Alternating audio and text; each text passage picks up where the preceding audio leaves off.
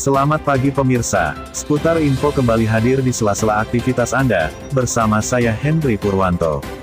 Yang akan menemani Anda semua, 30 menit ke depan, memberikan berita-berita terbaru dan teraktual yang dirangkum terpercaya dalam Berita Lintas Nusantara News hari ini.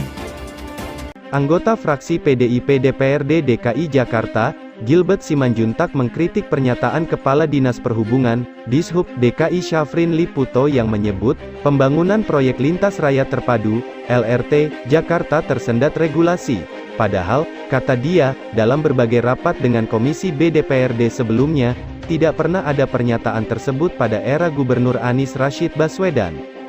Justru hal tersebut tidak pernah diungkapkan selama era Gubernur Anies, kata Gilbert dalam keterangannya di Jakarta, Rabu, tanggal 2 November tahun 2022. Menurut Gilbert, Dishub DKI Jakarta kerap memaksakan pembangunan dalam bentuk kerjasama pemerintah daerah dengan badan usaha, KPDBU. Dia mengatakan, program LRT Jakarta yang saat ini sudah ada dari Velodrome Kelapa Gading sepanjang 5,8 km yang dibangun pada era Gubernur Basuki Cahayapurnama alias Ahok cenderung bisa terbengkalai tanpa adanya kelanjutan. Akibatnya, kata Gilbert, ada subsidi besar per tiket yang memotong Public Service Obligation, PSO, dengan sangat besar. Seharusnya trayek lanjutan bisa dibuat selama 5 tahun era Anies agar harga tiket menjadi rasional karena jalurnya menjangkau banyak lokasi sehingga jumlah penumpang dapat tercapai, ujar Gilbert. Kadishub DKI Syafrin Liputo menyebut, jika pembangunan LRT Jakarta Fase 2 rute Kepala Gading Jakarta International Stadium JIS terhambat aturan. Menurut dia, Dishub DKI memang perlu meninjau regulasi, yang menghambat sejak 2000.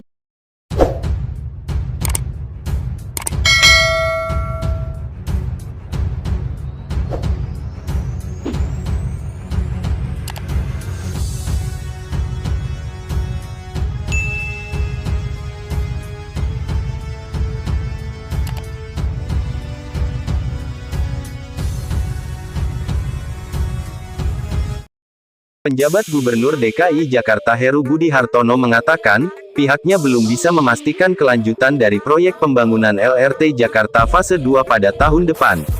Dia menyebut, perpanjangan proyek LRT akan menjadi pembahasan tersendiri untuk periode gubernur definitif yang dipilih pada 2024, justru hal tersebut tidak pernah diungkapkan selama era Gubernur Anies, kata Gilbert dalam keterangannya di Jakarta, Rabu tanggal 2 November tahun 2022. Menurut Gilbert, Dishub DKI Jakarta kerap memaksakan pembangunan dalam bentuk kerjasama pemerintah daerah dengan badan usaha KPDBU. Padahal, sambung dia usulan tersebut kerap ditolak oleh Komisi B DPRD DKI periode tahun 2020 sampai tahun 2021 karena berdasarkan potensi kerugian yang besar nantinya. Pernyataan Kadishub tersebut soal tersendat karena regulasi ini menjadi tidak tepat, karena justru sudah ada perpres yang dikeluarkan mengenai hal ini, tetapi tidak satu pun LRT yang dibangun selama 5 tahun di era Anies, kata Gilbert. Dia mengatakan, program LRT Jakarta yang saat ini sudah ada dari Velodrome Kelapa Gading sepanjang 5,8 km yang dibangun pada era Gubernur Basuki Cahayapurnama alias Ahok cenderung bisa terbengkalai tanpa adanya kelanjutan. Akibatnya, kata Gilbert, ada subsidi besar per tiket yang memotong Public Service Obligation PSO dengan sangat besar. Seharusnya trayek lanjutan bisa dibuat selama 5 tahun era Anies agar harga tiket menjadi rasional karena jalurnya menjangkau banyak lokasi sehingga jumlah penumpang dapat tercapai, ujar Gilbert. Kadishub DKI Syafrin Liputo menyebut, jika pembangunan LRT Jakarta Fase 2 rute Kepala Gading Jakarta International Stadium JIS terhambat aturan. Menurut dia, Dishub DKI memang perlu meninjau regulasi, yang menghambat sejak 2015. Salah satu yang menjadi permasalahan adalah regulasi, kata Syafrin kepada awak media di Jakarta, Rabu. Sebelumnya, penjabat Gubernur DKI Jakarta Heru Budi Hartono mengatakan, pihaknya belum bisa memastikan kelanjutan dari proyek pembangunan LRT Jakarta Fase 2 pada tahun depan. Dia menyebut, perpanjangan proyek LRT akan menjadi pembahasan tersendiri untuk periode gubernur definitif yang dipilih pada 2024. Itu menjadi pembahasan tersendiri, apakah itu bisa kita lanjutkan? Tapi kan bisa juga dilanjutkan oleh periode gubernur berikutnya, periode 2024, kata mantan wali kota Jakarta Utara itu. Heru mengatakan, Pemprov DKI Jakarta untuk sementara akan mengutamakan program yang lebih mendesak. Dia menyebut, hal yang paling utama dijaga saat ini adalah situasi ekonomi.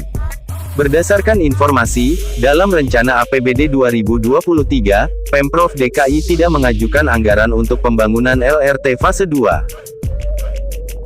Itulah sementara berita yang bisa saya sampaikan. Nantikan berita dari Sekilas Info yang akan hadir dalam 60 menit ke depan untuk memberikan informasi dan berita perkembangan terbaru lainnya. Saya Henry Purwanto, pamit undur diri. Seluruh kerabat kerja lintas Nusantara News mengucapkan banyak terima kasih. Sampai jumpa.